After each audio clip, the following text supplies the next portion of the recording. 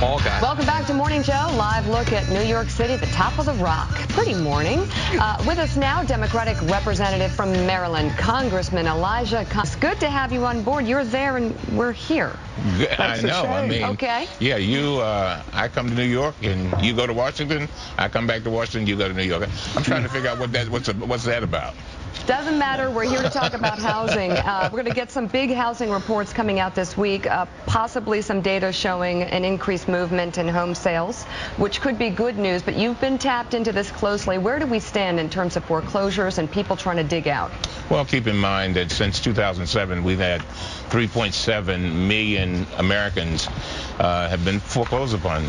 They've lost since 2006, some $7 trillion. With regard to wealth.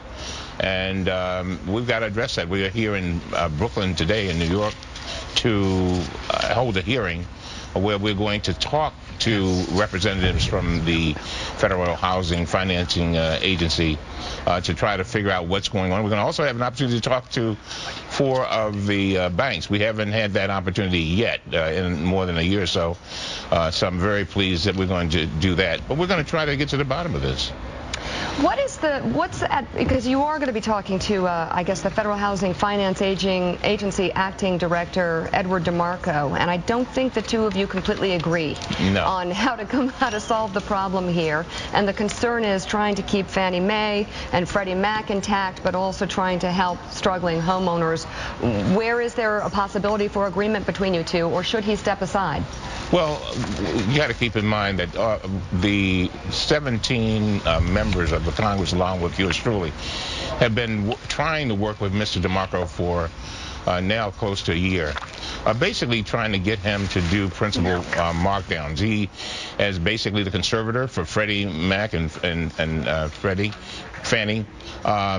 He has the power to do that, and it's our belief, and it's based upon evidence that he has presented to the members of Congress. This would be beneficial to taxpayers and homeowners.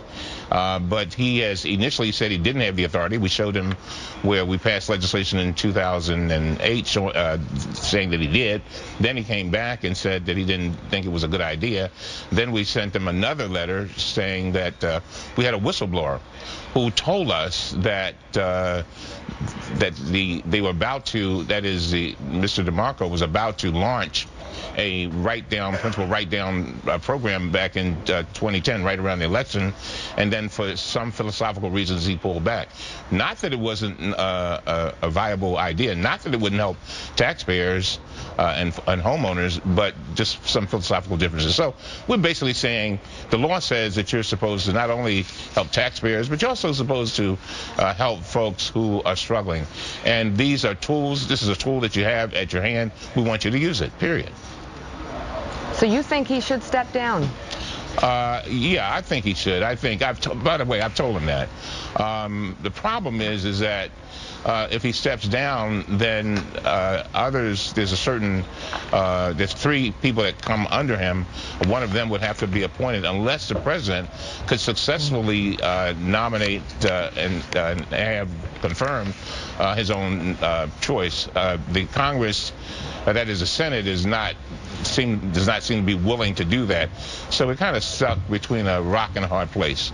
But I must admit that Mr. DeMarco has worked with us on a number of issues. We've seen him inch towards some of our positions, like forbearance, that is allowing people to delay the payment of their mortgages, so until they get out of a situation where they might be unemployed. But still, we have not we have not succeeded in helping as many homeowners as we really need to. Congressman Elijah Cummings, thank you so much. I wish you the best of luck trying to help struggling homeowners. Thank you, Elijah. Thank you. Todd, thank you as well.